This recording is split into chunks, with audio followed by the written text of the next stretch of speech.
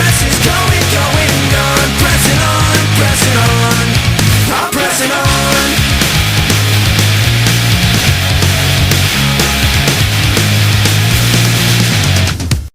You know, it's moments like this that I can't help but think to myself, with such crappy business practices, it's no wonder why Capcom has all these enemies. This long-fantasized crossover sees M. Bison's Shadaloo organization and Jin Kazama's Mishima Zaibatsu scrambling to the South Pole to retrieve a modern-day spin on Pandora's box. Unfortunately, if you're expecting a prominent story like those found in the last two Mortal Kombat games, well, tough luck. Players will get the chance to choose from a grand total of 38 characters, all of whom have been paired into designated teams, like Ryu and Ken from Street Fighter or Jin and Zhao Yu from Tekken.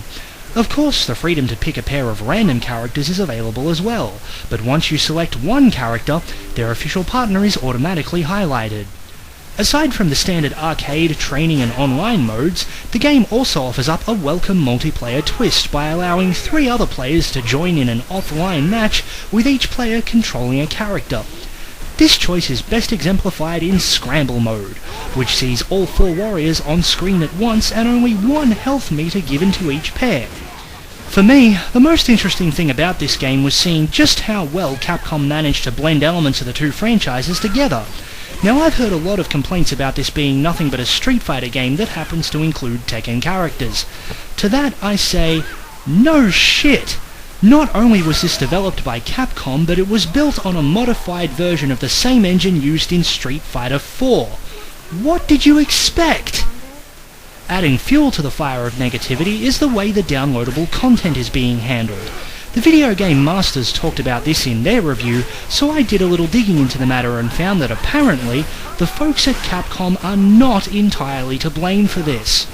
According to an article that I've linked to in the video description, both Microsoft and Sony were approached by Capcom regarding the use of first-party characters for their respective console releases. Sony liked the idea and took advantage of Microsoft's declination to not only secure characters specifically for the PlayStation 3 version, but also paid Capcom for the use of 12 characters to be featured in the upcoming PS Vita version. Word has it that these same 12 characters won't be made officially available on consoles until the Vita version hits the shelves. On the one hand, I'll agree that this is a little silly when you consider the fact that Capcom reportedly doesn't have any intention of releasing an updated version of the game, but that the supposedly downloadable content is already on the disc itself. On the other hand, it's money out of Sony's pocket and straight into Capcom's. Getting back on topic, those in the Tekken camp will be happy to know that quite a bit of care has been taken to ensure that each member of the Tekken roster plays similarly to their traditional 3D portrayals. Some characters, like Jin for instance, can use a maneuver called the Special Step to avoid incoming projectiles, and complex melee maneuvers can be pulled off with the controller's 4 face buttons. Much like their Street Fighter counterparts, the Tekken crew also have access to super combos that can be performed by charging up a selected special attack, which sadly leaves you vulnerable for a time. The tag mechanic is taken directly from Tekken Tag Tournament, and this means that unlike Capcom's Versus games, you need to defeat only one character in order to win the match. Furthermore, the 3-level super meter is now referred to as a cross gorge, and allows you to do things like switch characters mid-combo, or perform an EX attack by expending a portion of the gorge's energy. When filled, however, it allows you to briefly control both characters at the same time, as well as chain their super combos together for a devastating and flashy finish. Let's go! Leave it to me! I'll murder you! On your knees!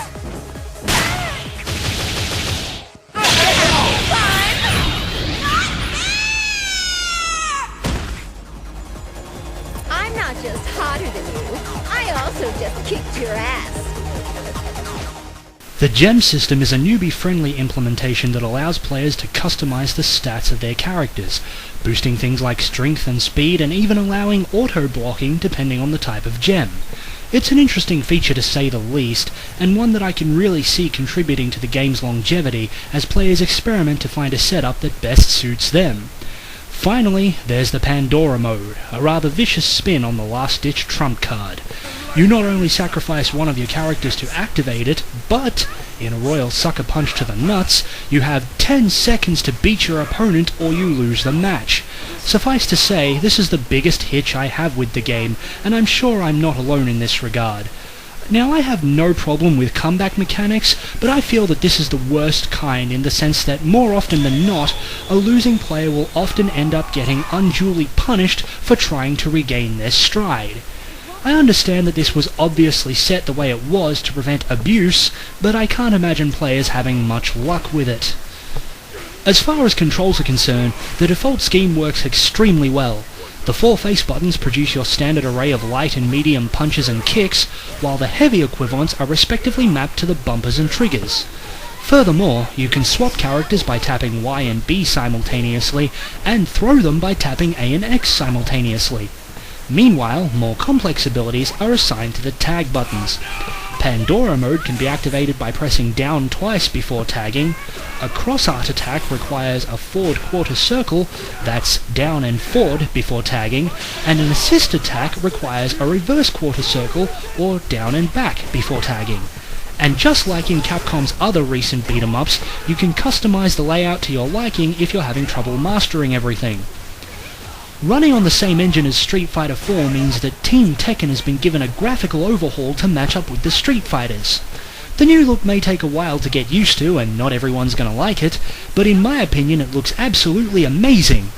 The battlegrounds also deserve note as some of the most vibrant I've seen in recent years. Fans with a keen eye will spot characters from both franchises lurking them, and the Jurassic Research Center gives an unexpected but welcome shout out to Dino Crisis, of all games. On the soundtrack side of things, the game presents a reasonably healthy mix of tunes evocative of both franchises, including a few franchise-specific remixes. It's also worth noting that SFXT marks the first time in a video game that the entire Tekken cast has received English voice actors. It's been too long since I've enjoyed a fight. How interesting. I'll happily take you on. And all of them sound pretty much as I'd expect from English-dubbed versions of these characters. Naturally, there's the option to leave the voice setting at its default cross style, or if you think English dubbing is the scum of the earth, you can switch to strictly Japanese voices. I think it's fair to say that the big draw for this title would be seeing the Tekken characters make the jump from their 3-dimensional home ground to 2-dimensional restraints, but Street Fighter Cross Tekken is the most ambitious crossover title I've played in some time. It smacks each and every one of the many conventions from these games to the wayside to produce something quite unique and interesting, and I look forward to seeing how well Capcom's Warriors will fare in Namco's planned counterpart to this, Tekken Cross Street Fighter.